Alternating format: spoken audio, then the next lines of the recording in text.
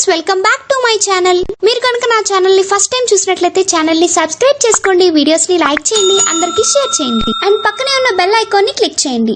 ఎందుకంటే నేను ఏ video upload చేసినా మీకు ఫస్ట్ వస్తుంది. సో ఇంకెందుకు లేట్ టాపిక్ లోకి వెళ్ళిపోదాం. ఈ వీడియోలో మనం కోడింగ్ కోసం డిస్కస్ చేస్తున్నాం కదా. ఏ ప్రోగ్రామ్స్ ని డిస్కస్ చేస్తున్నాం అంటే ఇచ్చిన 3 నంబర్స్ లోని లార్జెస్ట్ నంబర్ ఫైండ్ చేయడం ఎలాగా అండ్ లీప్ ఇయర్ ని ఎలా ఫైండ్ చేస్తాం. ఈ 2 ప్రోగ్రామ్స్ కోసం ఈ వీడియోలో డిస్కస్ చేద్దాం. సిలో, జావాలో, పైథాన్లో ఎలా రాస్తున్నామో చూద్దాం. ఫస్ట్ వన్, ఇచ్చిన 3 నంబర్స్ లోని లార్జెస్ట్ ని ఎలా ఫైండ్ చేస్తామో ఫస్ట్ చూద్దాం. ఇది మనకి 2 వేస్ లో చేస్తాం అనమాట. ఓన్లీ ఇఫ్ కండిషన్ యూజ్ చేసుకొని చేస్తాము, లేదంటే మనకి ఎల్స్ ఇఫ్ ఎల్స్ స్టేట్మెంట్స్ ఉంటాయి కదా, వాటిని కంట్రోల్ స్టేట్మెంట్స్ యూజ్ చేసుకొని కూడా చేస్తాం. ఈ 2 మెథడ్స్ ని నేను డిస్కస్ చేస్తాను.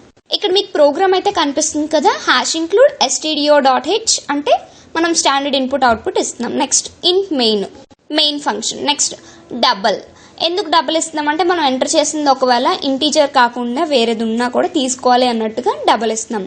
Double n1 n2 n3 3 numbers అనమాట. Enter the 3 numbers. ఇప్పుడు ఆ 3 నంబర్స్ ని ఎంటర్ చేస్తాం. మనం ఎంటర్ చేస్తే మళ్ళీ దాన్ని రీడ్ చేసుకోవాలి కదా, సో అందుకని %lf ఎంటర్ చేసిన వాటిని n1 n2 n3 లోకి రీడ్ చేసుకుంటుంది. అంటే ఇప్పుడు n1 n2 n3 లో మనం ఏవైతే ఎంటర్ చేసామో ఆ వాల్యూ స్టోర్ అయి ఉంటాయి. ఫస్ట్ కండిషన్ ఇఫ్ n1 అనేది n2 కన్నా ఎక్కువ అయిందంటే అదొక కండిషన్ అనమాట.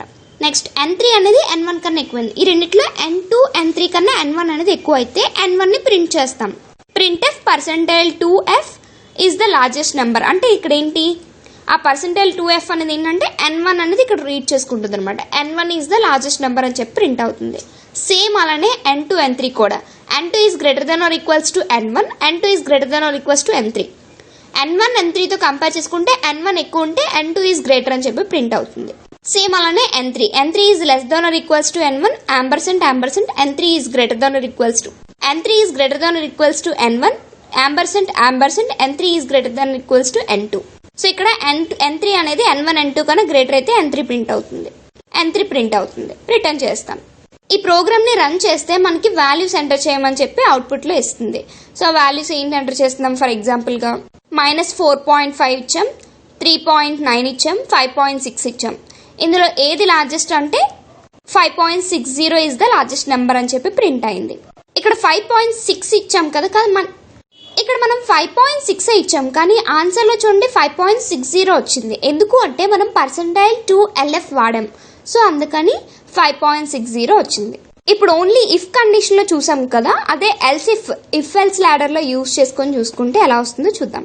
ఇక్కడ మీకు ప్రోగ్రామ్ అయితే కనిపిస్తుంది కదా, #include stdio.h int main function double n1 n2 n3. ఇదంతా సేమే. printf enter 3 numbers and scanf %lf %n1 %n2 %n3. ఇక్కడ వరకు సేమ్. ఇప్పుడు ఫస్ట్ కండిషన్ ఏంటంటే if n1 is greater than equals to n2, n1 is greater than equals to n3. అప్పుడు n1 అనేది ఏంటి, n2 కన్నా n3 కన్నా రెండింటికన్నా హైయెస్ట్ ఉంటే n1 అనేది లార్జెస్ట్ అని చెప్పి ప్రింట్ అవుతుంది. అలా కాలేదు అంటే ఎల్స్ ఇఫ్ కండిషన్ లోకి వస్తుంది. ఒకవేళ కండిషన్ ట్రూ అవ్వకపోతే ఎల్స్ ఇఫ్ కండిషన్ లో ఏముంది, ఈ n1 కి n3 కన్నా n2 అనేది గ్రేటర్ అవుతుందని చూపిస్తున్నారు. సో n2 ని ప్రింట్ చేస్తుంది అనమాట. ఒకవేళ ఎప్పుడు కండిషన్ సాటిస్ఫై అయితే n1 n3 కన్నా n2 ఎక్కువ అయితే n2 గ్రేటర్ అని చెప్పి ప్రింట్ అవుతుంది.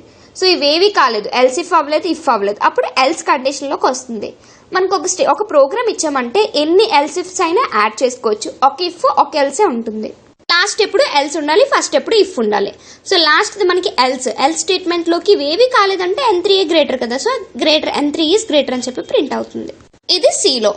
ఇక్కడ మీకు జావా ప్రోగ్రామ్ కనిపిస్తుంది కదా, పబ్లిక్ క్లాస్ లార్జెస్ట్. మనం తీసుకుంది ఏంటి అంటే లార్జెస్ట్ క్లాస్ తీసుకున్నాం, అంటే ప్రోగ్రామ్ ని లార్జెస్ట్ అని చెప్పి సేవ్ చేసాం. Next main function public static void main string args, ఇది main function. Next double n1 equals to మనం వాల్యూస్ ఇచ్చేసాం అనమాట. ఇక్కడ n1 equals to -4.5, n2 equals to 3.9, n3 equals to 2.5. So ఇలా వాల్యూస్ ఇచ్చేసాం. ఇప్పుడు కండిషన్స్ ని చెక్ చేసుకోవాలి. ఇది ఇఫ్ ఎల్స్ లో ఇచ్చాం. n1 is greater than or equals to n2 &&. ఎందుకు వాడుతున్నాం, ఇది లాజికల్ గా చెక్ చేసుకుంటుంది అనమాట. n1 ని చెక్ చేశాక లాజికల్ చెకింగ్ అనేది ఏంటి, n1 అనేది ట్రూ అయితేనే అండ్ నెక్స్ట్ చెక్ చేస్తుంది. అర్థమవుతుందా, ఇది లాజికల్ ఆపరేటర్ అనమాట. ఇది ఎందుకు అంటే ఇక్కడ మీకు && యూజ్ చేస్తున్నాం, మీకు డౌట్ వచ్చే ఉంటుంది. ఇది ఏంటంటే లాజికల్ ఆపరేటర్. నేను ఈ లాజికల్ ఆపరేటర్స్ కోసం జావాలో ఒక వీడియో చెప్పాను, అందులో మీరు వెళ్ళి చూస్తే మీకు అర్థమవుతుంది. ఇక్కడ యాంపర్సెంట్ యూజ్ చేసామంటే ఇది లాజికల్ ఆపరేటర్. లాజికల్ ఆపరేటర్ అనేది ఏంటంటే ఫస్ట్ కండిషన్ ట్రూ అయితేనే సెకండ్ కండిషన్ చెక్ చేసుకుంటుంది. అదే ఫస్ట్ కండిషన్ ఫాల్స్ అయిందంటే సెకండ్ కండిషన్ చెక్ చేయదు. సో ఇక్కడ ఫస్ట్ కండిషన్ N2 దగ్గర ఇది ట్రూ అవ్వలేదంటే ఇంకా నెక్స్ట్ చెక్ చేసిన ఒకటే, చెక్ చేయకపోయినా ఒకటే. సో అందుకని మనం 2 యాంపర్సెంట్స్ ని యూజ్ చేసాం.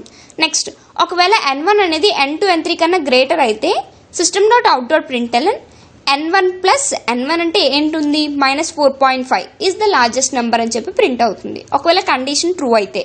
లేదు కండిషన్ ఫాల్స్ అయింది అనుకోండి ఎల్సిఫ్ లోకి వస్తుంది.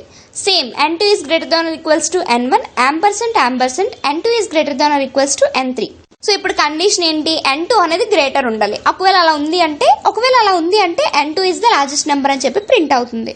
Next else condition system.out.println N3 is the largest number. ఇవేవి అవ్వలేదంటే N3 లార్జెస్ట్ నెంబర్ అవుతుంది. ఇప్పుడు దీని అవుట్పుట్ చూసుకుంటే మనకి అన్నిట్లో 3.9 N2 is the largest number. So 3.9 is the largest number అని చెప్పి ప్రింట్ అవుతుంది. మీకు ఇక్కడ కనిపిస్తుంది కదా అవుట్పుట్ ఇదే. ఇక్కడ మనం Cలో ఎలా అయితే చెప్పామో సేమ్ అలా కూడా ట్రై చేయొచ్చు ఇఫ్ కండిషన్ ఒకటే ఇచ్చి. నెక్స్ట్ ఇప్పుడు పైథాన్ లో ఎలా చేస్తున్నామో చూద్దాం. ఫస్ట్ ఇక్కడ num1 num2 num3 అని చెప్పి డిక్లేర్ చేస్తాం. 10 14 12 అని ఇచ్చాం. ఇక్కడ ఇఫ్ కండిషన్ ఇచ్చాం num1 is greater than or equals to num2 and num1 is greater than or equals to num3. అంటే ఇక్కడ మనం యాంపర్సెంట్ యూజ్ చేయకుండా అండ్ ఆపరేటర్ యూజ్ చేసాం. ఒకవేళ కండిషన్ ట్రూ అయిందంటే num1 అనేది లార్జ్ అని ప్రింట్ అవుతుంది. మనం ఇక్కడ ముందు దాంట్లో ఏంటి Cలో ఎల్సిఫ్ వాడాం, ఇక్కడ ఎలీఫ్ అని వాడతాం అనమాట. అందులో కూడా ఎలీఫ్ అని యూజ్ చేసుకోవచ్చు. ఎల్సిఫ్ నే ఎలీఫ్ అని కూడా అంటాం. ఎలీఫ్ లోని num2 is greater than equals to num1 and num2 is greater than equals to num3. So ఇక్కడ ఏంటి కండిషన్ num2 అనేది గ్రేటర్ అనమాట num1 కన్నా అండ్ num3 కన్నా. అప్పుడు ఏం ప్రింట్ అవుతుంది, num2 అనేది లార్జెస్ట్ అని చెప్పి ప్రింట్ అవుతుంది. నెక్స్ట్ ఈ కండిషన్స్ ఏవి కాలేదు అంటే num3 లార్జెస్ట్ నెంబర్. ఇప్పుడు దీని అవుట్పుట్ చూసుకుంటే మనం 10 14 12 ఇచ్చాం. అన్నిట్లో లార్జెస్ట్ ఏంటి num2 largest one. So the largest number is 14.0 అని చెప్పి ప్రింట్ అయింది. ఇవి మనం ఫస్ట్ లార్జెస్ట్ నెంబర్ డిస్కస్ చేస్తాం. ఈ 3 ప్రోగ్రామ్స్ కూడా లార్జెస్ట్ నెంబర్ ని ఫైండ్ చేయడానికి. మనకి 3 నెంబర్స్ అయినా చేయొచ్చు, లేదంటే 5 నెంబర్స్ లో అయినా ఇలా చేసుకోవచ్చు. నెక్స్ట్ ప్రోగ్రామ్ ఏంటంటే లీప్ ఇయర్ ని చెక్ చేస్తాం. ఒక ఇయర్ ఇచ్చామంటే అది లీప్ ఇయరా కాదా. ఇప్పుడు 2020 ఉంది, 2020 లీప్ ఇయరా కాదా, ఏ ఇయర్ ఇచ్చినా కూడా చెక్ చేసుకునేటట్టు ఆ ప్రోగ్రామ్ ని ఒకసారి డిస్కస్ చేద్దాం. నార్మల్ గా అయితే అసలు లీప్ ఇయర్ ని ఎలా ఫైండ్ చేస్తాం అనేది మీకు ఇంపార్టెంట్. ఏ ఇయర్ అయితే 4 తో డివిజిబుల్ అవుతుందో ఆ ఇయర్ ఖచ్చితంగా లీప్ ఇయర్ అవుతుంది. కానీ ఇక్కడ కండిషన్ ఏంటంటే ఏ ఇయర్ అయితే లాస్ట్ ఎండింగ్ అయినప్పుడు 2 zeros ఉంటాయో మళ్ళీ ఆ ఇయర్ కూడా మనకి లీప్ ఇయర్ అవుతుంది. అంటే ఇప్పుడు ఎలా అంటే 2000 అనేది లీప్ ఇయర్, 1900 అది కూడా లీప్ ఇయర్, అలా అన్నమాట. ఏదైతే 2 zeros తో ఎండ్ అవుతుందో ఇయర్ అది లీప్ ఇయర్ అవుతుంది. ఇప్పుడు మనకి కండిషన్ అయితే అర్థమైంది. అండ్ ఇంకో విషయం ఏంటంటే ఇప్పుడు 2000 ఉంది, 2000 అనేది కరెక్ట్ గా 400 తో డివిజిబుల్ అవ్వాలి. ఏదైతే సెంచరీ ఇయర్ ఉంటుందో అంటే ఏదైతే 2 zeros తో ఎండ్ అవుతుందో ఆ ఇయర్ అనేది ఖచ్చితంగా 400 తో డివిజిబుల్ అయితే అప్పుడు అది మళ్ళీ లీప్ ఇయర్ అవుతుంది. ఇక్కడ మొత్తం ఎన్ని కండిషన్స్ చెక్ చేస్తున్నాం. ఒక ఇయర్ తీసుకున్నామంటే అది 4 తో డివిజిబుల్ అయితే అది ఖచ్చితంగా లీప్ ఇయర్ అవుతుంది. అదే సెంచరీ ఇయర్స్ తీసుకుంటే ఆ సెంచరీ ఇయర్ అనేది 400 తో డివిజిబుల్ అవ్వాలి. అలా డివిజిబుల్ అయితే దాన్ని లీప్ ఇయర్ అంటాం. సో ఇప్పుడు ఒకసారి ప్రోగ్రామ్ చెక్ చేద్దాం. ఫస్ట్ లైన్ ఏంటి, standard input output #include stdio.h. Next ఇంట్ మెయిన్ ఫంక్షన్. ఇప్పుడు ఇయర్ ని డిక్లేర్ చేసుకుంటాం, ఎందుకంటే మనం ఏది ఎంటర్ చేసినా అది ఇయరే కదా ఎంటర్ చేస్తాం. సో అందుకని ఇంట్ ఇయర్ అని ఇచ్చాం. ఇప్పుడు ఎంటర్ ఏ ఇయర్ అంటే దాన్ని మనం ఇప్పుడు ఎంటర్ చేయాలి కదా, ఎంటర్ చేశాక దాన్ని రీడ్ చేసుకోవాలి. So printf enter a year, మనం ఏదైతే ఎంటర్ చేసామో దాన్ని రీడ్ చేసుకుంటుంది. స్కాన్ఎఫ్ యూజ్ చేసుకొని రీడ్ చేసుకుంటుంది. సో యాంపర్సెంట్ ఇయర్ ఇక్కడ వరకు మీకు అర్థమయ్యే ఉంటుంది. నెక్స్ట్ ఇప్పుడు నుంచి కండిషన్స్ అనమాట. ఫస్ట్ కండిషన్ ఏంటి, ఇయర్ అనేది 400 తో డివిజిబుల్ అయితే అది లీప్ ఇయర్ అవుతుంది. So year percentile 400 equals to 0 అయితే లీప్ ఇయర్ అవుతుంది. అప్పుడు printf percentile d is a leap year. Percentile d అంటే ఏమవుతుంది, ఇయర్ అనమాట. మనం ఏదైతే ఎంటర్ చేసామో ఫర్ ఎగ్జాంపుల్ 2000 ఎంటర్ చేసాం అనుకోండి, 2000 ఈజ్ ఎ లీప్ ఇయర్ అవుతుంది. నెక్స్ట్ ఎల్సిఫ్ అలా కాలేదు, అప్పుడు ఏమవుతుంది అంటే ఒకవేళ మనం ఎంటర్ చేసిన ఇయర్ 100 తో డివిజిబుల్ అయింది అనుకోండి, ఫర్ ఎగ్జాంపుల్ 1900 ఉందనుకోండి, ఈ 1900 అనేది లాస్ట్ జీరోస్ వచ్చాయి, కాకపోతే ఇది 4 తో డివిజిబుల్ అవ్వదు. కానీ అలాంటప్పుడు మనం ఎలా చెక్ చేయాలంటే ఈ 1900 అనేది 100 తో డివిజిబుల్ అయింది అంటే అది నాట్ ఏ లీప్ ఇయర్.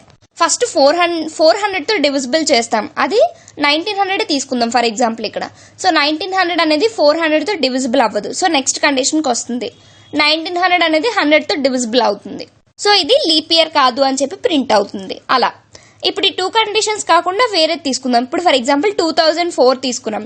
2004 అనేది 400తో డివిజిబుల్ అవ్వలేదు, ఇటు 100తో కూడా డివిజిబుల్ అవ్వలేదు. నెక్స్ట్ ఇప్పుడు ఆ ఇయర్ అనేది పర్సెంటైల్ 4. ఇప్పుడు 4తో డివిజిబుల్ చేస్తున్నాం. 2004 అనేది 4తో డివిజిబుల్ చేస్తే అవుతుంది కదా ఖచ్చితంగా. సో డివిజిబుల్ అవుతుంది, అందుకని 2004 అనేది లీప్ ఇయర్ అవుతుంది. ఎల్స్ ఇఫ్ ఇయర్ అనేది 2004 డివైడెడ్ బై 4 ఈక్వల్స్ టు 0 అయింది, కండిషన్ ట్రూ అయింది. సో మనం తీసుకున్న ఇయర్ అనేది లీప్ ఇయర్ అని చెప్పి ప్రింట్ అవుతుంది. ఈ కండిషన్స్ ఏవి కాలేదు అంటే అప్పుడు ఖచ్చితంగా అది నాట్ ఏ లీప్ ఇయర్ అని చెప్పి ప్రింట్ అవుతుంది. రిటర్న్ చేస్తాం. ఇప్పుడు ఒక ఇయర్ ఎంటర్ చేద్దాం.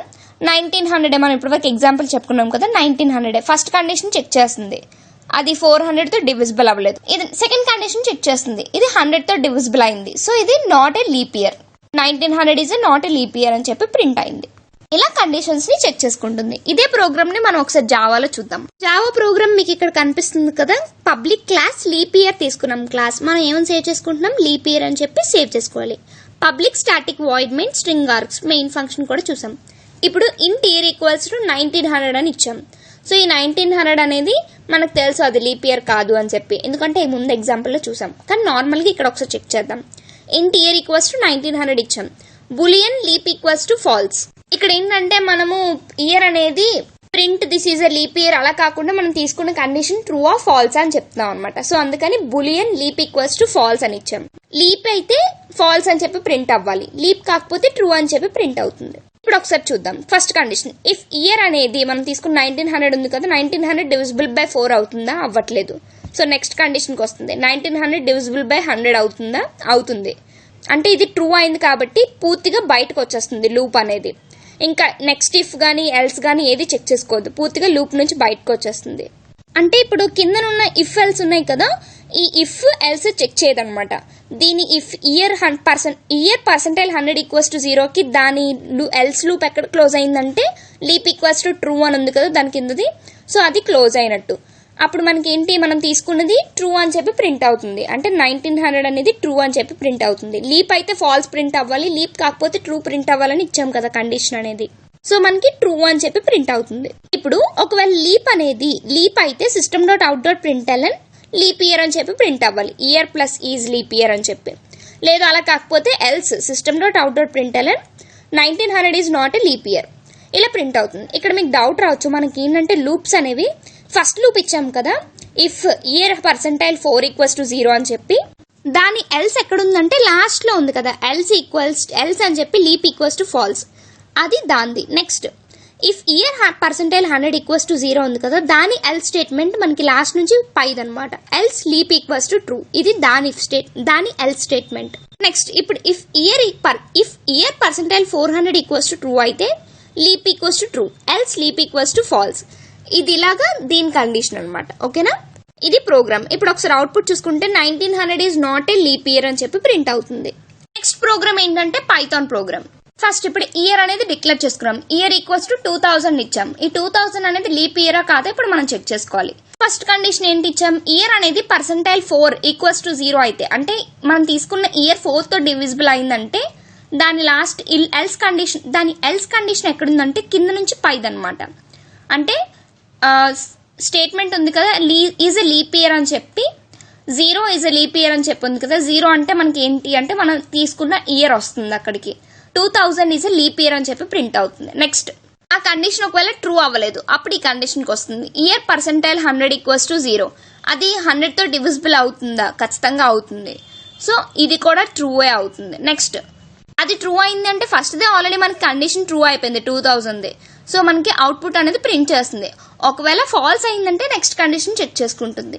అది కూడా ఫాల్స్ అయిందంటే ఆ నెక్స్ట్ కండిషన్ చెక్ చేస్తుంది. ఈ 3 కండిషన్స్ కూడా ఫాల్స్ అయింది అంటే అప్పుడు మనకి తీసుకున్న ఇయర్ అనేది నాట్ ఏ లీప్ ఇయర్ అని చెప్పి ప్రింట్ అవుతుంది.